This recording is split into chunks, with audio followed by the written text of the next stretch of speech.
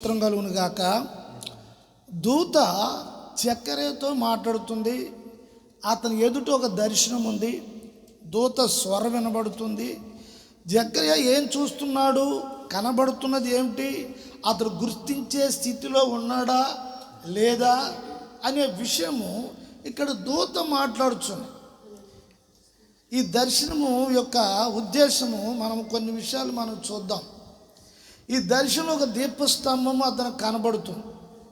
ఆ దీపస్తంభానికి 7 గొట్టలు ఉన్నాయి. తర్వాత ఒక ప్రమిద ఉన్నది. విరుపక్ష అంటే కుడివైపున ఎడమవైపున 2 ఒలివ చెట్లు ఉన్నవి.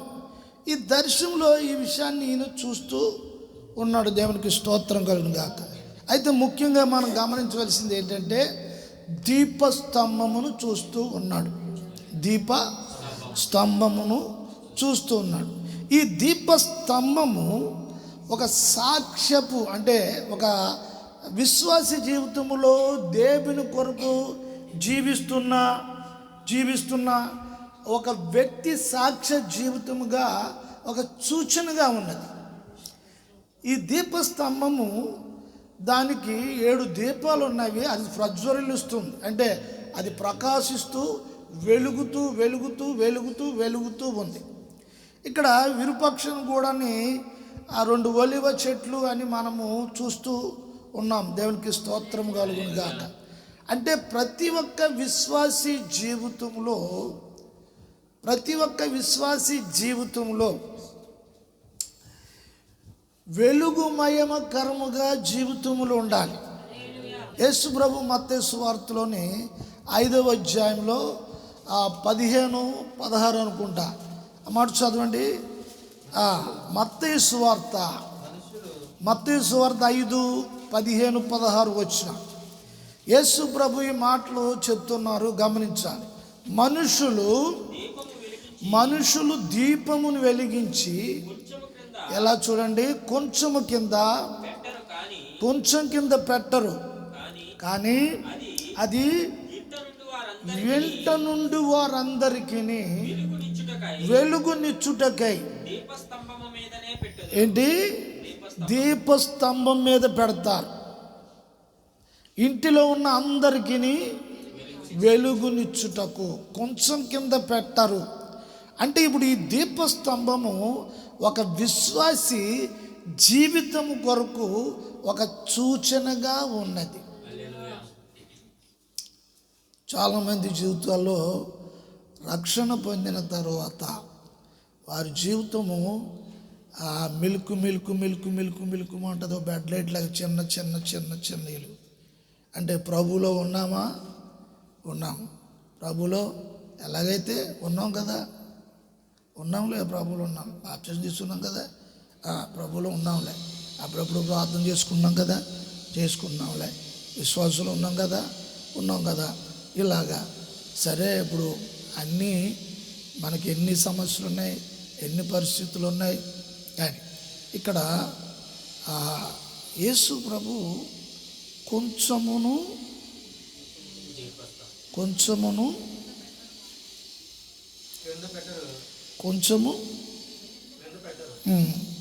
కొంచెముకి పెట్టరు. చూడండి, అసలు కొంచెం కింద దీపం ఎవరైనా పెడతారా? కొంచెం ఇలా చూడాలి. కొంచెం అంటే ధాన్యం కొలిసే ఎవరు పెట్టరు. మరి ఎందుకు యేసుప్రభు మాట్లాడాలి అంటే ఇది విశ్వాసము కలిగిన వ్యక్తుల జీవితాలకి అన్వయించబడింది. అంటే ఉదాహరించబడి ప్రభు మాట్లాడుతున్నాడు. కొంచెం దేనికి సూచనంటే కొలతలకు సూచన. కొలతలు లెక్కలు, గణిత శాస్త్రం మాట. లెక్కలు కొంతమంది జీవితంలో చూడండి లెక్కలు వేసుకుంటూ ఉంటారు. ప్రతి దానికి లెక్కలు వేసుకుంటూ ఉంటారు. సమయాన్ని కూడా లెక్కలు వేసుకుంటూ ఉంటారు. పని చేస్తే మనం ఇన్ని గంటలు పని చేసుకోనుకోండి, ఇన్ని గంటలు పని చేసాం, మాకు డబ్బులు ఎంత వస్తుంది అని అడుగుతాం. తప్పులేదు, దేవుని స్తోత్రం. అయితే మరి విశ్వాస జీవితంలో నిజంగా వ్యక్తిగతంగా ఆత్మీయ జీవితంలో మనము ప్రార్థనలో అయినా సరే, వాక్యంలో అయినా సరే, మనము ఎన్ని గంటలు గడుపుతున్నాం అనే విషయం దానికి లెక్కపత్రం ఉండదు. దానికి లెక్కపత్రం, దేవుని విషయాల్లో లెక్కపత్రం ఉండదు. ఇలా చూడండి, ఇప్పుడు మన పిల్లలకి 100 రూపాయలు ఇచ్చి కిరాణా షాపు పంపిస్తాం, ఏదో 3 వస్తువులు చెప్తాం, పట్టుకొస్తారు.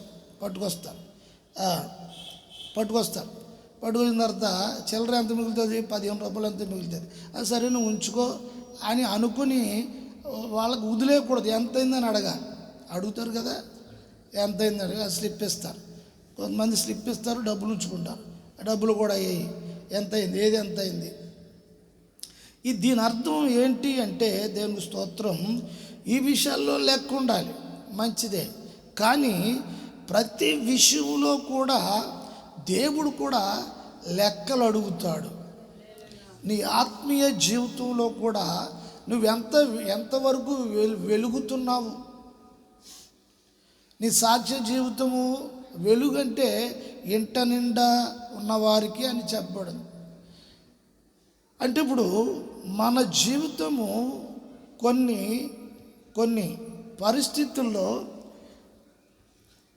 ఈ వెలుగు ప్రకాశత అందరికీ వెళుతున్న సమయంలో దేవునికి స్తోత్రం, అంటే దీపస్తంభం మీద దీపము ఒత్తు కాలుతూ ఉన్నప్పుడే ప్రకాశత ఉంటుంది. కాలుతూ అంటే మాటలా, నీవు కాలుతూ, నువ్వు కష్టపడుతూ, నువ్వు శ్రమపడుతూ అలా ఉన్నప్పుడే నీ ఇంటి వారందరికీ కూడా ఆ వెలుగునిచ్చేవారుగా ఉంటావు. దేవుని స్తోత్రం కలుగుతుంది. అర్థమవుతుందా? అంటే నీవు చదువు 15 వచ్చు.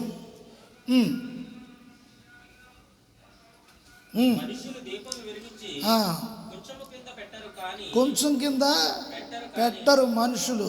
అంటే ఇప్పుడు నిన్ను నీవు వెలిగించుకొని, నీ వెలుగు, నీ జీవితము ఇతరుల కొరకు లేకపోతే నీ కొరకు అనే విషయాన్ని మనము చూసుకుంటున్నప్పుడు దేవునికి స్తోత్రం, నేను ఎంతవరకు ఎంతమందికి ప్రయోజనకరంగా ఉన్నాను అనేదే ముఖ్యం. ఎంతవరకు ఎంతమందికి. అయితే నువ్వు ఇల్లు అనగా సంఘం వస్తుంది, ఇల్లు అనగా నీ కుటుంబం వస్తుంది. దేవునికి స్తోత్రం. అయితే నువ్వు కాల్చబడి, ఇక్కడ రాయబడిన విషయం కీర్తనలో మనము ఆ చివరి వచనం చదవం, మీరు చదివిన కీర్తన భాగం ఏంటంట, ఎవరు విలువ ఇవ్వట్లేదంట. ఇలా చూద్దాం, ఎవరు విలువ ఇవ్వట్లేదంట బాబు. దేని నుంచి ప్రతి విషయానికి దేవుని వైపు చూస్తున్నాడు అంటే దేవుని స్తోత్రం, హల్లెలూయా. నిన్ను అనేకులు పాయింట్అవుట్ చేయడానికి, ఎలాగా అనేకులు నిన్ను పాయింట్అవుట్ చేయడానికి, ఎలాగా నిన్ను ఇప్పుడు ప్రతి విషయంలో దేవుని మీద ఆధారపడతామని ఎలా చెప్తూ ఉంటే, మీకు దేవుడు ఉన్నాడు కదా, తమను ఏదో అవసరం అయింది, తమను ఏదో ఎంతో మనం డబ్బులు ఎవరొకరు అడిగినట్టుంటే అడుగుతున్నప్పుడు వాళ్ళు అవకాశం వచ్చినప్పుడు ఇలా మాట్లాడుతూ ఉంటుంది. తర్వాత ఇంకో విషయం ఏంటంటే, ఎక్కువ తృణీకరించబడటం అనేది జరుగుతుంది. దేవుని ఏర్పాటులో రక్షణ అనుభవంలో నడుస్తున్న ఒక వ్యక్తి లోకం ఎప్పుడు నిందిస్తూ ఉంటుంది. సాతాను ఎప్పుడు కూడా అవతల వ్యక్తిని ప్రేరేపించి యువతల కాలుతూ మండుతూ విశ్వాసంలో కొనసాగుతున్న ఒక వ్యక్తిని ఎప్పుడు నిందించడానికి, నువ్వు ఇంతే. ఒక్కోసారి ఏమనిపిస్తుంటే, ఎంత చేసినా ఇలాగే ఉంటుంది కాబట్టి ఎందుకు ఇంకా మానేసి మామూలుగా ఉండిపోతే సరిపోద్ది కదా. ఇలాగా మామూలుగా ఉండిపోతేనే ఇది కదా. చూడు, నిన్ను సాతాను కొన్ని సందర్భాల్లో శోధిస్తాడు.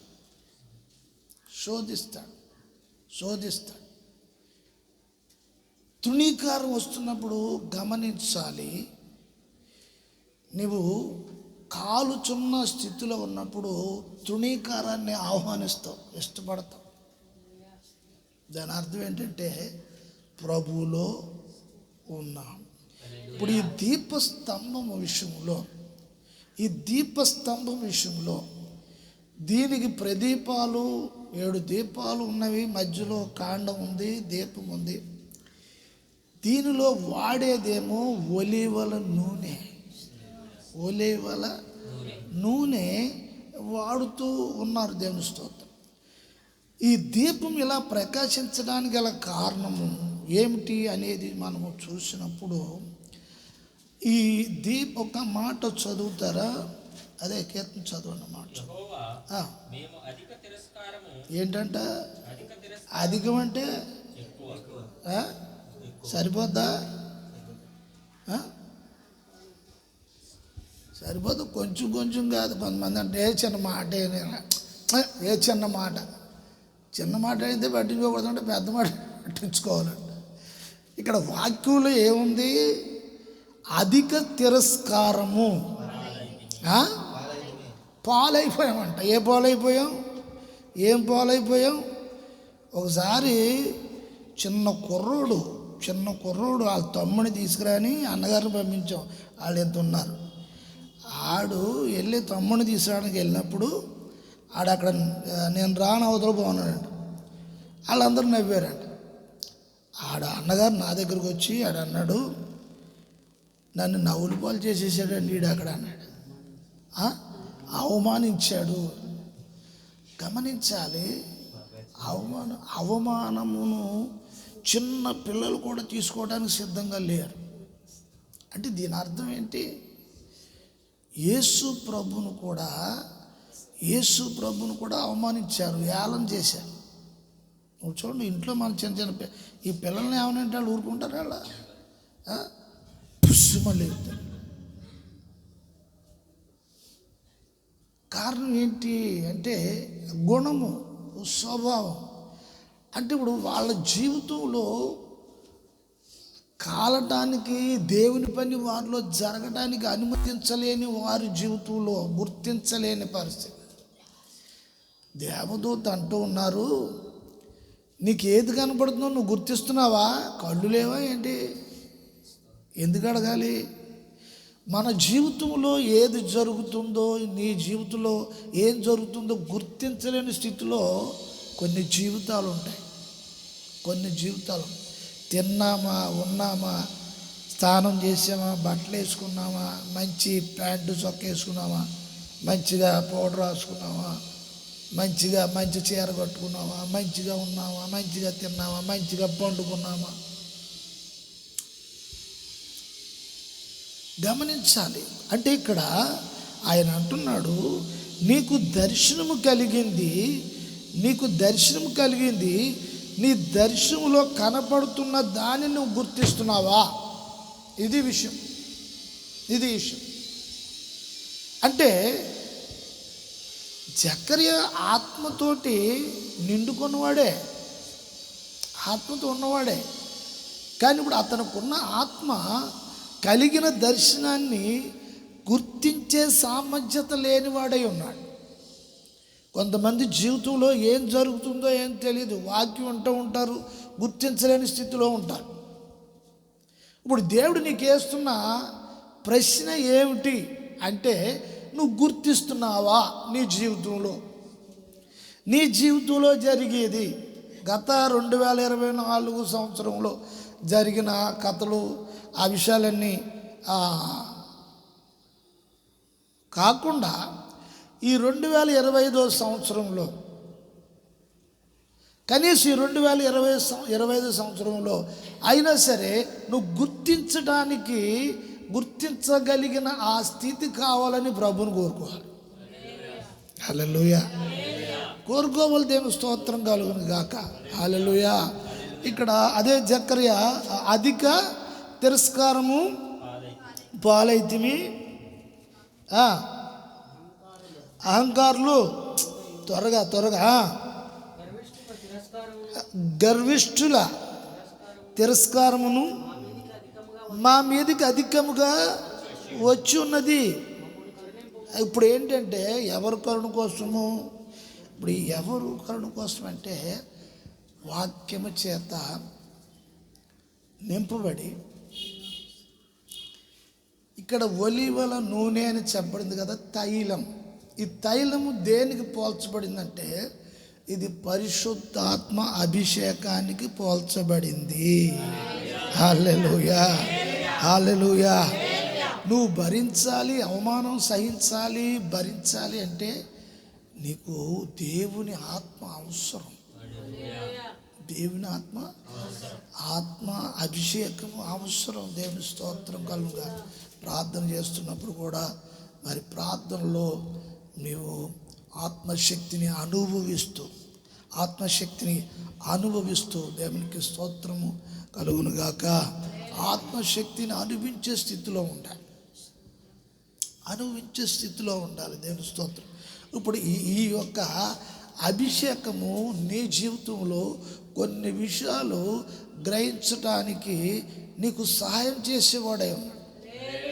నీ జీవితంలో నీకున్న పరిస్థితుల్లో, నీకున్న పనిలో, నీకున్న కష్టంలో, నీకున్న బాధలో, నీకున్న సమస్యలో, ప్రతి విషయంలో ఆయన సలహా లేక సహాయము చేసేవాడుగా నీకు ఆయన ఉంటాడు. దేవునికి స్తోత్రం. హల్లెలూయా, హల్లెలూయా. గమనించాలి. అదే వచనము ఆ జకర్యా గ్రంథంలో అదే మరి చదివారు కదా, 4:14 చదవండి, ఆఖరి వచనం అది. అతడు వీరిద్దరు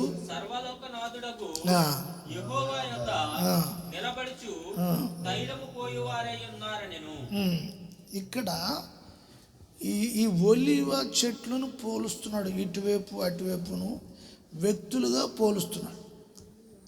ఎట్లాగా? ఒలీవ చెట్లు అంటే ఎలా చూడండి, విశ్వాసులకి సూచనగా ఉన్నారు, మనుషులకు సూచనగా ఉన్నారు, రక్షణ పొందిన వ్యక్తులకు సూచనగా ఉన్నారు. దేవుని స్తోత్రం కలుగునుగాక. హల్లెలూయా. ఒలీవ చెట్టు అంటే ఒలీవ కాయలు, వాటి యొక్క నూనె దేవుని ప్రత్యక్ష గుడారములో దీపస్తంభంలో ఆ దీపాల్లో ఈ ఒలీవ నూనె పోస్తారు. ఆ ఒలీవ నూనె ఇవ్వడానికే ఆ ఒలీవ చెట్టు ఉంటుంది. అది ఎప్పుడు కూడా ఒక బాధ్యతతో అది కాయలు కాసి, ఆ కాయలు దేవుని ప్రత్యక్ష గుడారములో ఉన్న ఆ దీప వృక్షములో ఆ నూనె పోయిటకు, ఆ దీపాలు వెలుగుటకు, ఇది దేవుని కొరకు అది దాని పని అది చేస్తూ ఉంటుంది. ఆ చెట్టు కాయలు ఇస్తూ ఉంటుంది. మీరు ఎప్పుడైనా చూసారా? ఇప్పుడు ఎవరైనా చెట్టు వేస్తే, ఇప్పుడు ఏ చెట్టు అయినా తన కాయలు తాను తినేయడం చూస్తారా? చెప్తుందా? ఆ పైన పెద్ద కాయలు ఉంచేయండి, ఆ చిన్న కాయలు కోసుకోండి అని చెప్తుందా? అంటదా? అన్ని కాయలు కోసేసినా మాట్లాడదు, ఆకులు కోసినా మాట్లాడదు, కొమ్మలు నరికేసినా మాట్లాడదు, ఏం చేసినా మాట్లాడదు. కారణం ఏంటి? ఆ వేసాడు, నన్ను వేసాడు, ఆ చెట్టు వేసాడు, నాటాడు, నీళ్లు పోసాడు, శుభ్రంగా చేశాడు, ఇదంతా చేశాడు. ఒక్కోసారి ఆ గాలి వన వచ్చి ఇలాగ నేను ఒరిగిపోతుంటే అప్పుడు నన్ను ఇలాగ లేపి నన్ను బోటెట్టి నిలబెట్టి మళ్ళీ నేను నా బతుకు వంకరగా ఇలాగ వెళ్ళి అవతల వాళ్ళ సరిహద్దులోకి వెళ్ళిపోయి పడిపోయేలాగా కాకుండా నన్ను నిదానంగా బోటెట్టి నిలబెట్టి నన్ను స్ట్రైట్గా నిదానంగా ఎదిగేలాగా, నా మొహాన్ని కొంచెం మొత్తం పెరిగేలాగా, నా ఏర్లు బలం అయ్యేలాగా నన్ను ఈ పనంతా చేశాడు. గమనించాలి. దేవుని స్తోత్రం కలుగునుగాక. హల్లెలూయా. ఈ విషయాన్ని మనము ఒక్కొక్క విషయాన్ని మనం ఆలోచిస్తున్నప్పుడు ప్రభు ఆయన ఉద్దేశము, మీరు కొంచెం కిందను దీపం, మనుషులు దీపమును వెలిగించి కొంచెం కింద పెట్టరు కానీ అది అందరికీ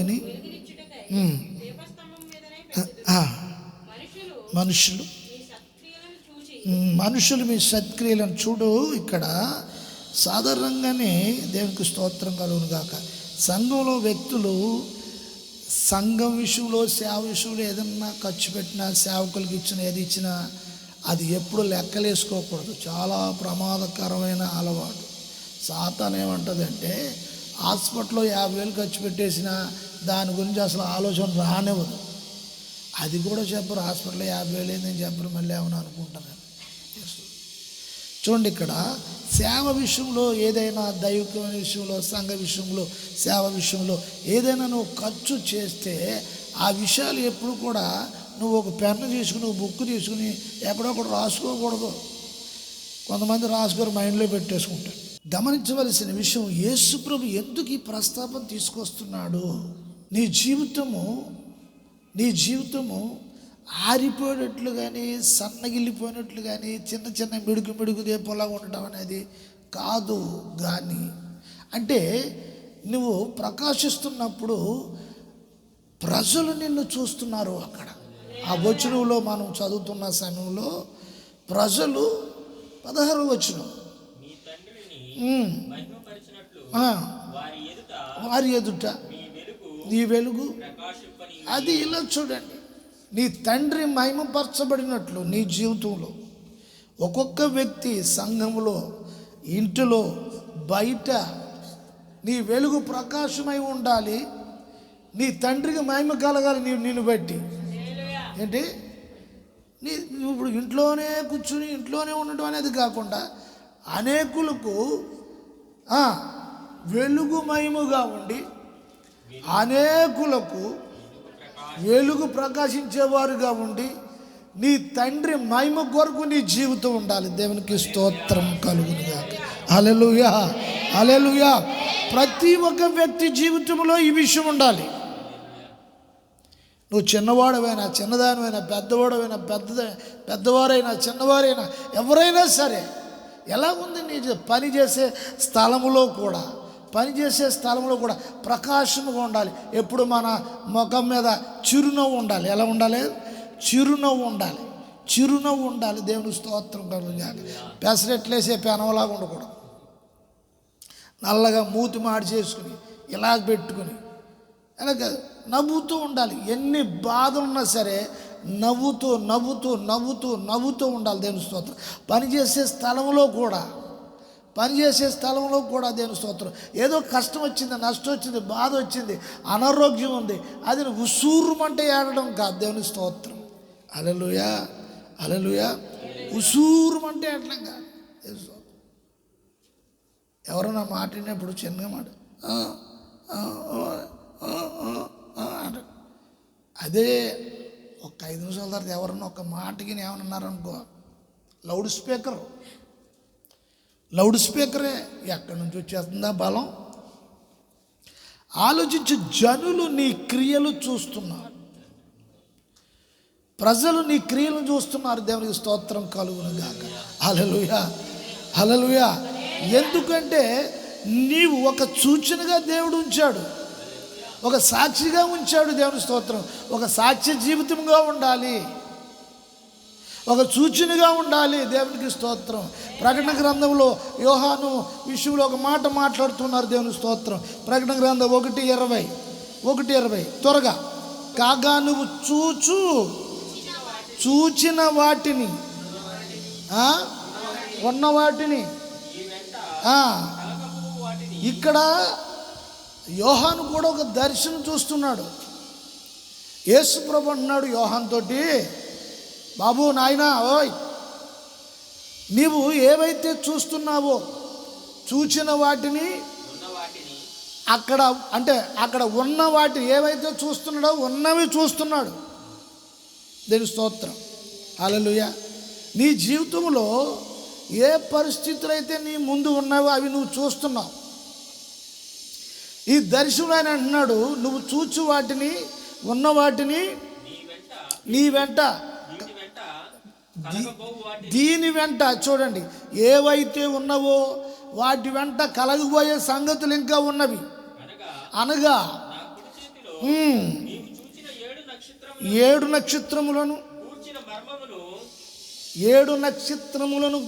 గూర్చిన మర్మమును ఆ 7 సువర్ణ బంగారు దీపములను సంగతియు రాయము. దేవునికి స్తోత్రం కలుగును గాక. ఈ ఒక్క దర్శనములో యోహాను స్పష్టంగా గుర్తిస్తున్నాడు ఇవన్నీ కూడా. పాత నిబంధన చూసేటప్పటికి ఆయన గుర్తించలేని స్థితిలో ఉంటే ఈయన గుర్తిస్తూ ఉన్నాడు. దేవునికి స్తోత్రం. అంటే ఇప్పుడు ఈ సంగతులు అంటే సంఘాలను గూర్చి, ఆసియాలో ఉన్న 7 సంఘాలను గూర్చి ప్రభువు యోహానికి బయలుపరుస్తున్నాడు, అవి రాపిస్తూ ఉన్నాడు. యేసు ప్రభు చేతిలో 7 నక్షత్రములను 7 సంఘములకు దూతలను ఆ 7 దీపస్తంభములను 7 సంఘములు దీపములు 7 దీపస్తంభములు అంటే ఒక్కొక్క వ్యక్తి ప్రజ్వరిల్లే సంఘములో దేవుని స్తోత్రం. యేసు ప్రభు ఉద్దేశం ఏంటి?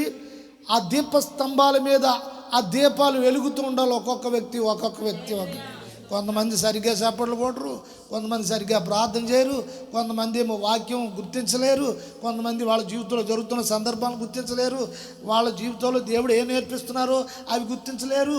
అన్వయం చేసుకుని ప్రభువా ఏంటి నా జీవితంలో చేసే విషయాలు ఏంటి అని అర్థం చేసుకోలేరు.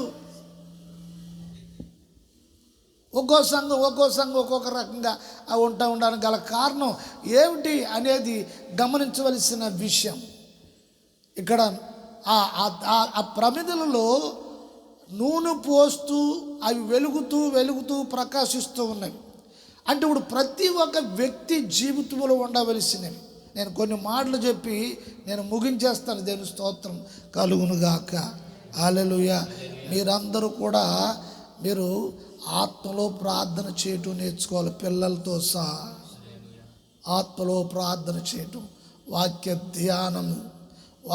ధ్యానము ఈ విషయాలు చాలా విషయాలు చెప్పాలనుకుంటున్నాను. దేవుని స్తోత్రం కలుగును గాక. ప్రియులారా, మన జీవితంలో దేవుడు చేసే కార్యాలను, వచ్చే దర్శనాలను గుర్తించలేని స్థితిలో ఉండకూడదు. దేవుడు ఒక దర్శన రూపంగా నీకు తెలియజేయడానికి దర్శనం అనేది ఒకటి. నువ్వు ఆత్మ పొందుకుంటే ఆయన దర్శనంతో మాట్లాడతారు. ఆత్మ లేనప్పుడు వాక్యంతో మాట్లాడతారు. అలాగని ఆత్మ ఉన్నవారికి వాక్యంతో మాట్లాడడు అని కాదు దాని అర్థం. గుర్తించాలి నీ జీవితంలో. నువ్వు ప్రతిరోజు చేసుకున్న ప్రార్థనలో తప్పకుండా దేవుడు దర్శిస్తాడు, తెలియజేస్తాడు. ఆ తెలియజేసిన విషయాలు ఇంకా ఎత్తిపట్టి ప్రార్థన చేయాలి. దేవునికి స్తోత్రం. ప్రార్థన చెయ్యాలి. కొన్ని సందర్భాల్లో కీడు కష్టము బాధ పరిస్థితులు జీవితంలోకి ప్రవేశిస్తాయి. అప్పుడు మనం ఏం చేస్తాం? డోర్లు వేసేస్తాం. దేవుడు దాన్ని అనుమతించాడు. మనం డోర్లు వేసేయకూడదు. దేవుని స్తోత్రం కలుగుగాక. అప్పుడు డోర్లు తీయాలి. అంటే దాని అటువంటి మనం ఇష్టపడాలి. డోర్ తీయటువంటి ఏంటి చేసా? ఇష్టపడాలి. అబ్బాయి నాకు కుదరదు. నాకు దైవ ఆత్మ నీకు వాక్యంతో విషయాలు నేర్పిస్తున్నప్పుడు హృదయాన్ని హత్తుకోవాలి. వాక్యాన్ని హృదయాలను హత్తుకోవాలి. దేవునికి స్తోత్రం కలుగును గాక. హృదయాలను హత్తుకోవాలి. దేవుని స్తోత్రం. ఈ పరిశుద్ధాత్మ మనకి ఆది నుండి కూడా ఇది ప్రవక్తల ద్వారా కూడా తండ్రి అయిన దేవుడు సంఘమును గూర్చి ఎన్నో విషయాలు ముందుగానే రాయించేశాడు. యోవేలు ప్రవక్త ద్వారా యోవేలు గ్రంథములో 2వ అధ్యాయంలో 28వ వచనములో అక్కడ మాట్లాడుతూ ఉన్నాడు. దేవుని స్తోత్రం.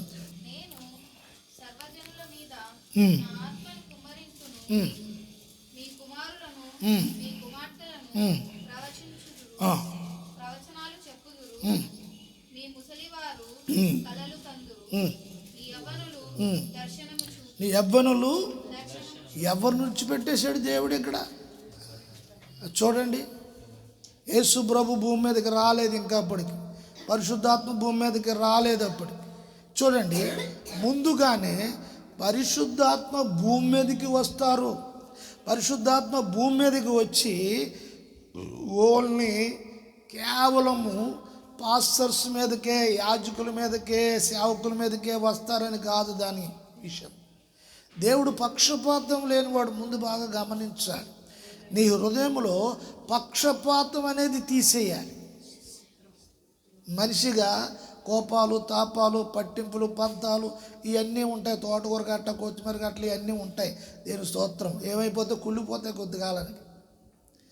గమనించాలి, దేవుడు పక్షపాతం లేనివాడు.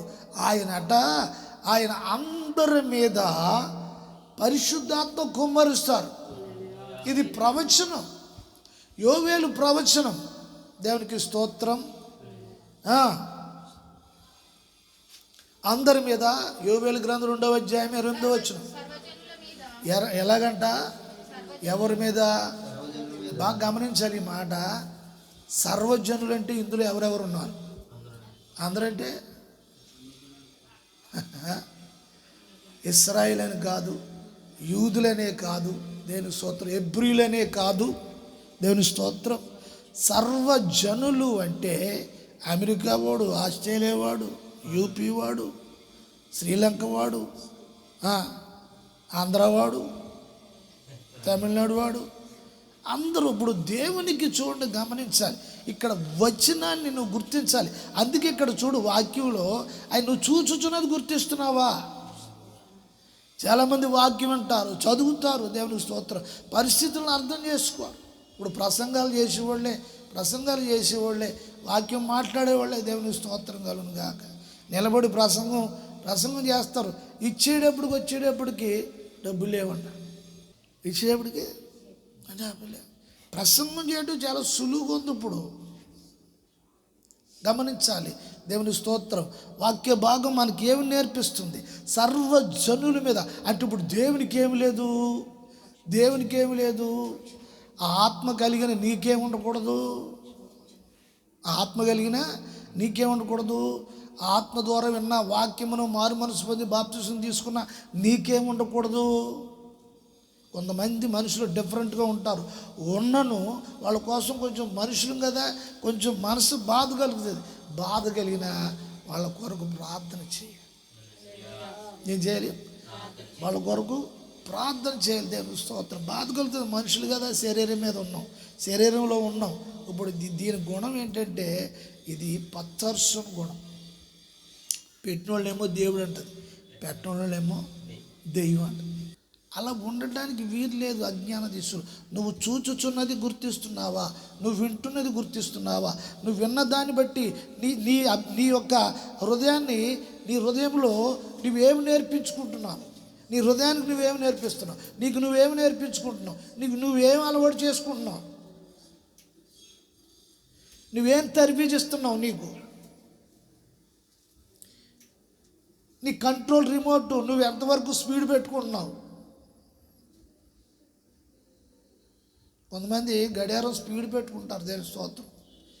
లేకపోతే ముందు లేట్ పెట్టుకుంటారు. కొంతమంది ముందుకు పెట్టుకుంటారు, వెనక పెట్టుకుంటారు. ఒక ఆవిడంట దేని స్తోత్రం ప్రార్థన చేసుకోవడానికి గడియారం కీ ఇచ్చి పెట్టుకుందంట. దేని స్తోత్రం. అంటే గడియారం గొప్పదా? ఇప్పుడు ఈవిడ గొప్పదా? నేను ప్రార్థన లేపుతుందంటే గడియారం గొప్పది కదా. కొంతమంది ఇప్పుడు ఫోన్లో రింగ్ టోన్ వచ్చాడు, ప్రార్థనకి ఆ రింగ్ టోన్ వస్తే అది లేపాలి. అది ఒకవేళ సాధ్యంగా నోరు మూసి కూర్చుందనుకో, నువ్వు నోరు మూసి కూర్చుంటావు, పడుకుంటావు. ఏమి గుర్తిస్తున్నావు అనే విషయము. అంటే నీవు కంట్రోలు. ఇక్కడ వాక్యం ఏమంటుంది? దేవుడు అంత సమానత్వంగా చూసి సర్వలోక జనుల మీద ఆయన నా ఆత్మను కుమ్మరిస్తాను. ఎవరిది ఆత్మ? దేవుని ఆత్మ కుమ్మరిస్తాను. స్తోత్రం. హల్లెలూయా. కుమ్మరిస్తాను. మొదటగా ఎవరు? ముందు కుమారులు. అంటే ఇలా చూడు, కుమార్తెలు, కూతుళ్ళు, కొడుకులు ఏంటంటే ప్రవచనాలు చెప్తారట.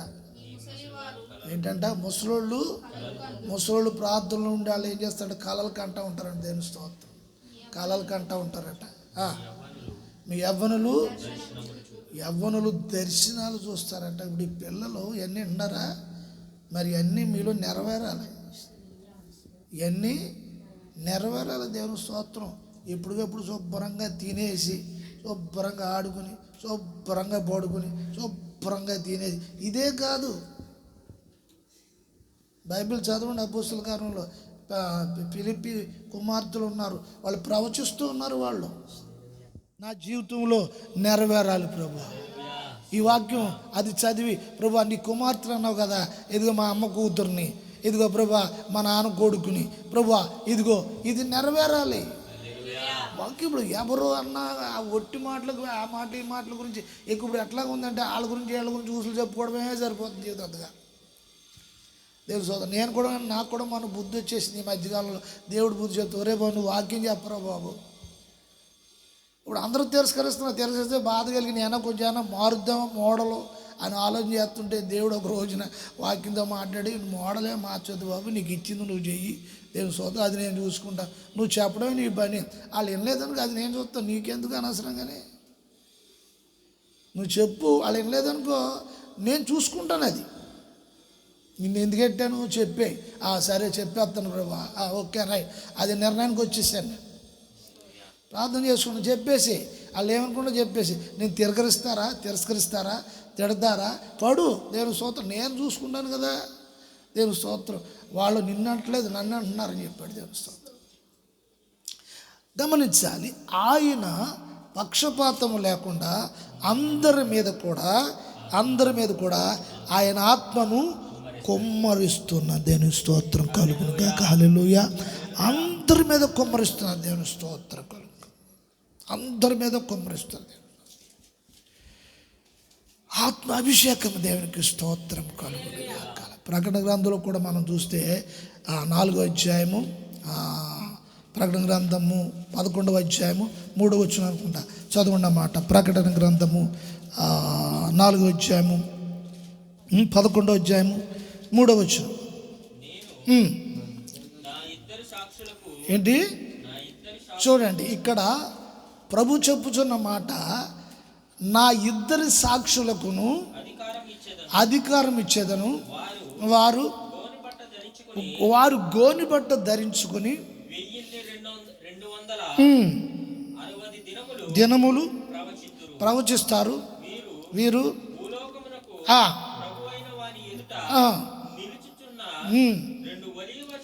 2 ఒలీవ చెట్లను దీపస్తంభములై ఉన్నారు. దేవునికి స్తోత్రం కలుగును గాక.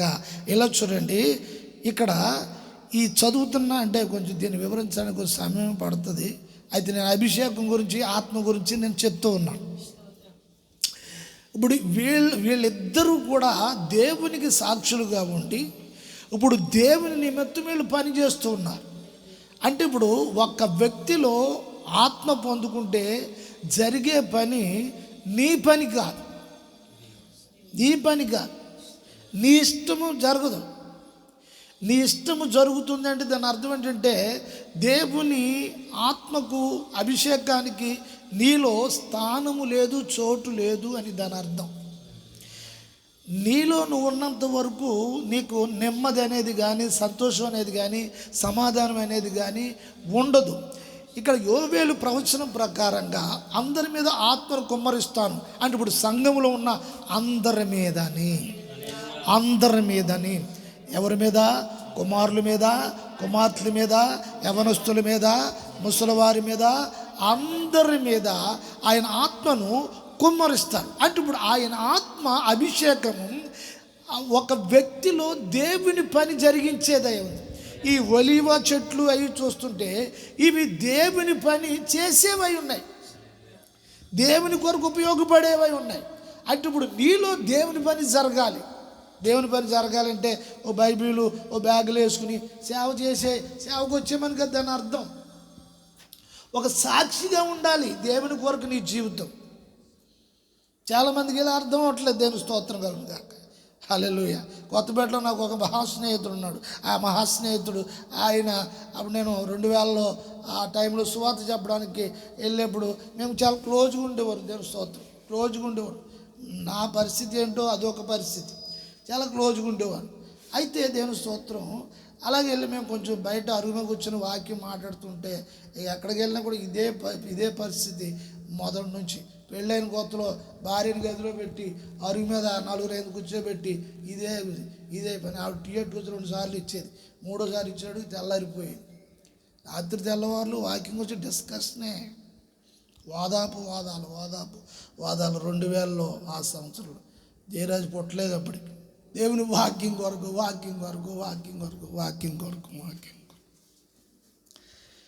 దేవుని పని నీలో జరగాలి. దేవుని పని నీలో జరగాలి. అది ప్రారంభం అయితే నీ చివరి దినం వరకు నీలో అది పని చేయడానికి నువ్వు కాపాడుకోవాలి. ఈ లోపల ఎన్నో జరుగుతాయి, ఎన్నో అప్ అండ్ డౌన్స్ జీవితంలో ఉంటాయి. దేవుని స్తోత్రం. నీకు అనుకూలంగా నీకు ఇష్టంగా ఉండేటప్పుడు దేవుడు నీకు ఇష్టంగా ఉండేది చేయాలి. అది చేసినప్పుడు దేవుని స్తోత్రం అని అంటాం. లేదా నీకు ఇష్టం లేని జరగలేనప్పుడు మొఖం మార్చుకోవటం, ఎక్స్ అయిపోవటం అనేది ఇది సరైన పద్ధతి కాదు, విధానం కాదు. ఇది మార్పు చెందాలి. ఇది మార్పు చెందాలి. దేవునికి స్తోత్రము కలుగునుగాక. వాళ్ళిద్దరూ కూడా వాళ్ళు దేవుని కొరకు నేను నా ఇద్దరి వీళ్ళెవరట నేను ఇందాక నుంచి చెప్పుకుంటూ వస్తున్నాను కదా. నువ్వు దీపస్తంభంగా ఉన్నప్పుడు ఆయనకి సాక్షిగా ఉంటావు. నీ కుటుంబంలో సాక్షిగా ఉంటావు, బయట సమాజంలో సాక్షిగా ఉంటావు, వ్యక్తుల మధ్యలో సాక్షిగా ఉంటావు, సంఘంలో సాక్షిగా ఉంటావు. దేవుని స్తోత్రం, హల్లెలూయా. నా ఇద్దరు సాక్షులకు ఏం చెప్తున్నాడు? ఈ మాట మనుషులు చెప్పట్లేదు, యేసు ప్రభువు చెప్తున్న మాట. నా ఇద్దరు సాక్షులకు ఏమిస్తారట? ఏమిస్తారు? ఏ అధికారం? దేవునికి స్తోత్రం. వీళ్ళు ప్రవచిస్తున్నారు, వీళ్ళ మీదకి ఆత్మ దిగి వచ్చింది. మీరు అక్కడ ఇంకా కొన్ని విషయాలు చదువుతుంటే వారి మీదకి పరలోకం నుండి ఆత్మ దిగి వచ్చింది. దేవునికి స్తోత్రం కలుగుతుంది. పరిశుద్ధాత్మ ఎప్పుడైతే వాళ్ళకి దిగి వచ్చిందో దేవుని స్తోత్రం, ఇంకా వాళ్ళు ప్రవచించడం మొదలు పెడుతున్నారు. దేవుని స్తోత్రం. వారు మాట్లాడటం మొదలు పెడుతున్నారు. దేవుడు గొప్ప అధికారం ఇచ్చేశారు వారికి. ప్రియ సహోదరులారా, ఈ ఆదివారము మనం గమనించవలసిన విషయము, దేవునికి స్తోత్రం కలుగుగాక. నీ జీవితంలో తృణీకారాల మధ్యలో ఉంటున్న సమయంలో ఆకాశమందు మన దేవుడు ఉండడమే కాదు, ఆ సింహాసనము పరిశుద్ధాత్మ ద్వారా నీలో అధిష్టానము చేయాలి. దేవునికి స్తోత్రం. నీలో ఆయన అధిష్టానం చేయాలి. ప్రభువా, నాలో మీరు రండి, నాలో మీరు రండి. దేవునికి స్తోత్రం కలుగునుగాక. హల్లెలూయా, హల్లెలూయా, హల్లెలూయా. ప్రియ సహోదరులారా, మనకు కలిగిన వాక్య దర్శనము, మనకు కలిగిన ఉపదేశం, వాటన్నిటిలో కూడా ఆత్మలో మనం పెంపారు చేసుకుని వృద్ధి చెందాలి. వాక్యమే ప్రవచనమే వాక్యం, ఆత్మే వాక్యం, వాక్యమే ఆత్మై ఉన్నారు. దేవునికి స్తోత్రం. ఇటువంటి శక్తి కలిగిన దేవుని స్తోత్రము వాక్యాన్ని మన జీవితంలో తీసుకుని నిరాశలకు, నిస్పృహలకు ఎందుకు పరిగాని చెత్త చెదరానికి చోటు ఇవ్వటం కాదు, కానీ దేవునికి స్తోత్రం కలుగుగాక. వాక్యానికి కంప్లీట్ సంపూర్ణంగా మనము ఇచ్చినప్పుడు దేవుని స్తోత్రం మనం ఒక దీపస్తంభముగా ప్రభు చేశాడని మనం గుర్తించాలి. దేవుని స్తోత్రం, హల్లెలూయా. నేను ఒక దీపస్తంభాన్ని, నా కుటుంబంలో ఒక దీపస్తంభాన్ని, దేవునికి స్తోత్రం. నా కుటుంబంలో ఒక దీపస్తంభాన్ని, నీ సంఘంలో ఒక దీపస్తంభాన్ని, దేవునికి స్తోత్రం. 7 దీపస్తంభముల మీద ఆ దీపాలు ప్రజ్వరిల్లుతున్నాయి. ఆయన కుడి చేతిలో ఉన్నాయి దీపాలు. దేవుని స్తోత్రం. నువ్వు ఆయన చేతిలో ఉంటావు, బయట కాదు ఉండవలసింది. ఆయన చేతిలో ఉండాలి. ఆయన చేతిలో కాలుతూనే ఉండాలి. దేవుని స్తోత్రం. ఆ దీపాలు వెలుగుతూనే ఉండాలి. హల్లెలూయా, హల్లెలూయా. ఒకవేళ శరీరం బలహీనమైనా ఇంకోటైనా ఆత్మలో కాలుతూనే ఉండాలి. దేవుని స్తోత్రం. ఆత్మలో వర్ధిల్లుతూనే ఉండాలి. దేవుని పనికి ఉపయోగపడుతూనే ఉండాలి. దేవుని స్తోత్రం. బలహీనతను చూసుకుని, దేవుని స్తోత్రం, అవి చూసుకుని ఉసూరుమంట ఉండడానికి వీల్లేదు. దేవుని స్తోత్రం. మనము కాలుతూనే, మన బలహీనతో ఉంటేనే, మన అనారోగ్యం ఉంటేనే ఇతరులకు ఉపయోగపడేలా ఉండాలి. దేవుని స్తోత్రం. హల్లెలూయా. మనం బాధలు అనుభవిస్తూనే, మనం తృణీకరిస్తూనే, మనల్ని అవమానం పొందుతూనే అటువంటి మనం తేజస్సుకు వెలుగుతూ ఉండాలి. దేవుని స్తోత్రం. హల్లెలూయా, హల్లెలూయా, హల్లెలూయా, హల్లెలూయా. అందరూ స్తోత్రాలు చెప్దాం, అందరూ స్తోత్రాలు చెప్దాం. కళ్ళు మూసుకుని అందరూ స్తోత్రాలు చెప్దాం. మోకాళ్ళు ఎందుకు వచ్చేయండి, అందరూ మోకాళ్ళు ఎందుకు వచ్చేయండి. కళ్ళు మూసుకు స్తోత్రాలు చెల్లించండి, కళ్ళు మూసు స్తోత్రాలు చెల్లించండి. వాక్యమును బట్టి స్తోత్రం, స్తోత్రం, స్తోత్రం, స్తోత్రం. హల్లెలూయా. అందరూ అందరూ అందరూ అందరూ అందరూ వాక్యం బట్టి స్తోత్రాలు చెల్లించండి. ప్రభుని బట్టి స్తోత్రాలు చెల్లించండి. దేవుని స్తోత్రం, స్తోత్రం. హల్లెలూయా, హల్లెలూయా. నోరు తెరిచి స్తుతించండి. ఎవరు మౌనంగా ఉండవద్దు, స్తుతించండి అందరూ కూడా. హల్లెలూయా, హల్లెలూయా, హల్లెలూయా, హల్లెలూయా.